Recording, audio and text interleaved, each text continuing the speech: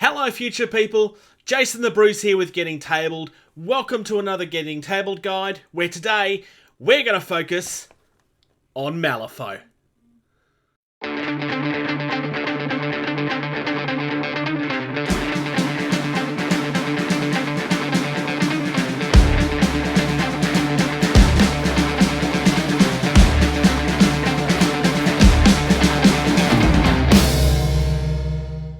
Malifaux is a game that I've spoken about a few times.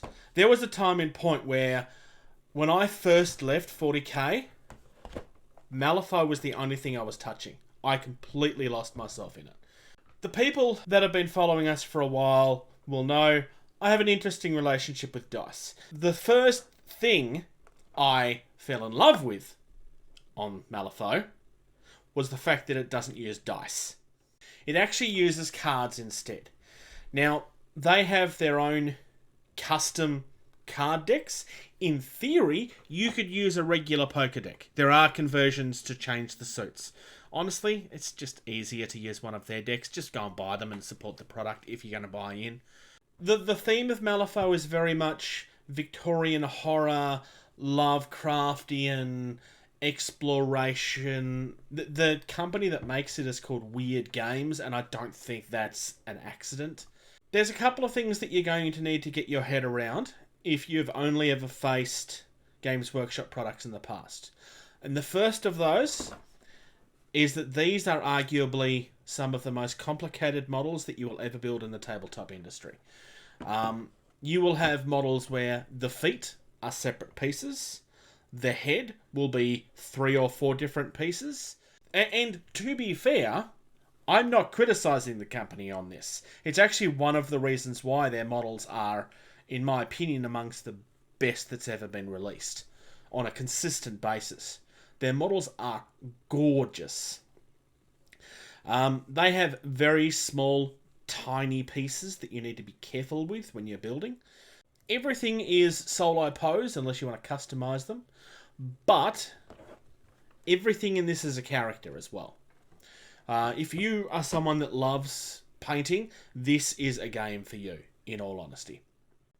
So, as you can see, I'm on the Wyrd Games website right now.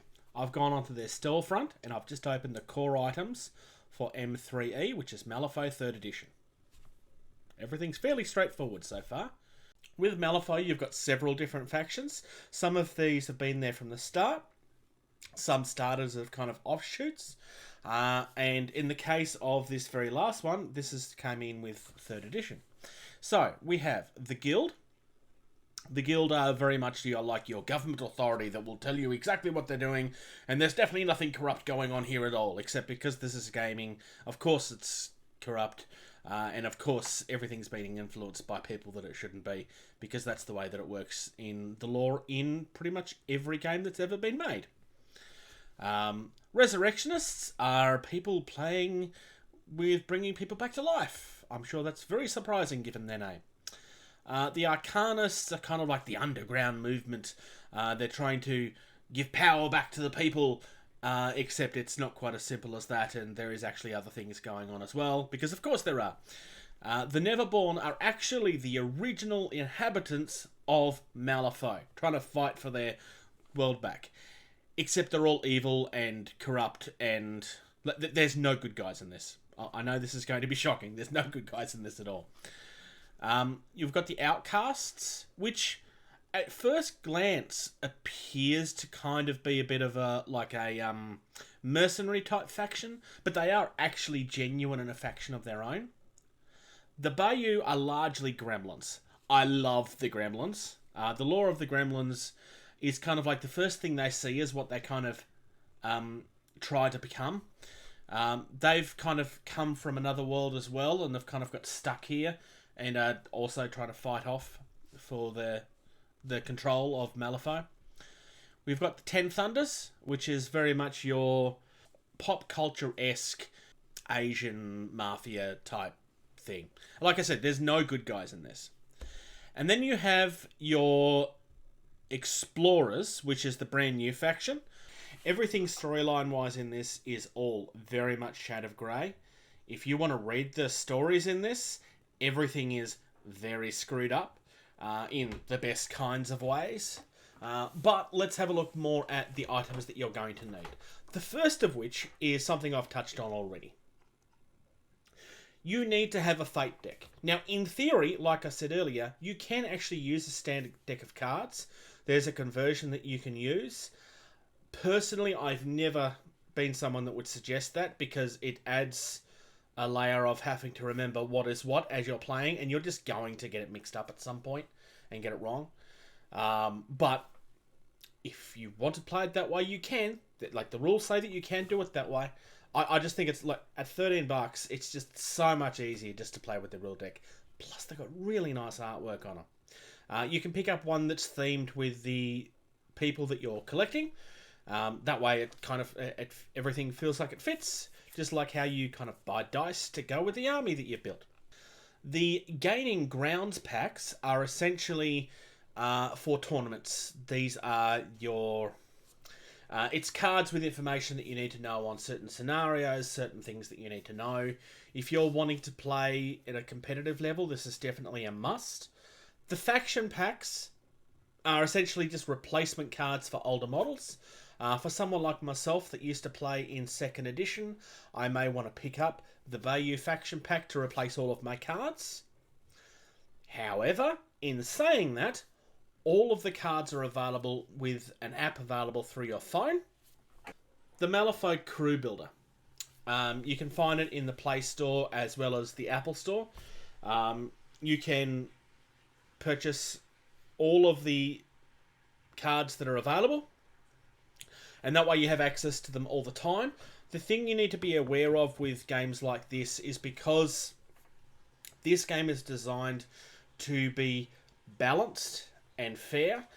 Every time they update stats on things, that means that your card is potentially no longer accurate, and then you have to replace the physical version or print it. You can print them as well. But with the digital versions, everything updates automatically.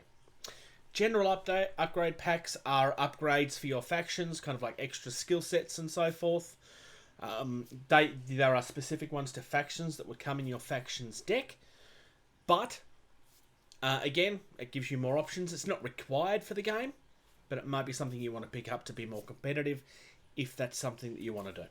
Now, as you can see here, a couple of different factions that we can go through. I'm going to go with the Neverborn. Why? I don't know. They're just lovely and screwed up and just brilliant. So, you've got a couple of different ways that you can go about this. There are starter boxes, which are usually referred to as core boxes. So, for example, Zoraida. We will have a look at her in a moment. The things that are not listed as core boxes are add-ons, and each of these will be able to work in certain ways. So Zoraida is a very ancient, old Bayou witch type character. She's very much the witches that you find in D&D and that sort of thing. It's definitely playing on all of those stereotypes. One thing you will notice is that there's more than one faction listed there. We have the Neverborn and we have the Bayou, because she can actually work with both. On the back of every box, you will see a 3D sculpt of the models that's in it, and what you will find is that the models inside will literally look exactly the same as the 3D sculpts. It's that simple. I have to say, the artwork on these boxes have significantly picked up since 2nd edition. Not that the 2nd edition boxes didn't look nice, but these look so much better. Just to give you an idea of another faction that's available, this is the Nakima box. This is a newer version of the box since I originally purchased it. So there's been a few changes in this particular one. But it's all looking very, very nice. This particular one is only Neverborn. So this particular one is very much, it's like your succubi and your demons. It's all very, very much themed around that sort of thing. I'm going to very briefly touch on the Explorers Society. Now, as you can see, there are a couple of core boxes in here. But in July, there's going to be an actual specific starter set coming out for this faction. It's not shown yet. But it would be worth keeping an eye on their website if this is the game that you're interested in. If you kind of like the look of these models, then it might be worth waiting for July to see what's coming in that. There's some really gorgeous models here. Malifaux is the type of game that, in all honesty, you can pick up the faction that you like the look of, paint it and play it, and start there. That is the best and most genuine advice that I can give you. It's a game that works very, very differently from everything on the market. It's easy to pick up. It's hard to master. It's very hard to master. There are definitely certain factions that are more powerful than others, and that shift does happen all the time. I wouldn't say this is a game that has a power creep, but the power does shift back and forth quite a lot. There's definitely times in this game where certain crews, I should say, were just insanely hard to try to compete with. But those moments haven't really lasted that long. The game's always shifted and balanced itself to kind of keep up with that. Malifaux is a game that, in all honesty, I haven't played for a good couple of years now. I do love this game. The game did change with 3rd edition in a couple of ways, but the basics are still there. It's definitely a game that I would highly recommend. It's got a very strong player base. A Wyrd Place is a Facebook group that was originally created by the community, but has since been taken over by Wyrd Games. Now, this is not some corporate... it was handed over to Wyrd of the creators' own accord. It's a very strong, it's a very strong community, very supportive. There's always hobby and so forth being discussed. If you're wanting to get into it, it's definitely a Facebook group that I would recommend.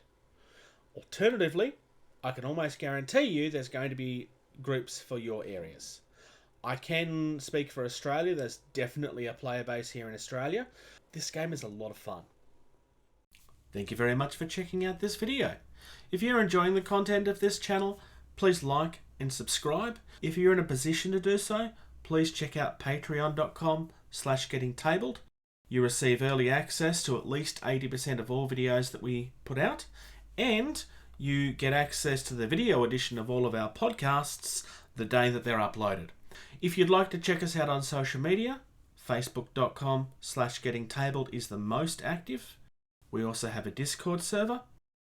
You can email our team at gettingtabled@gmail.com. If you're on either Twitter or Instagram, you can find us at gettingtabled. And until next time,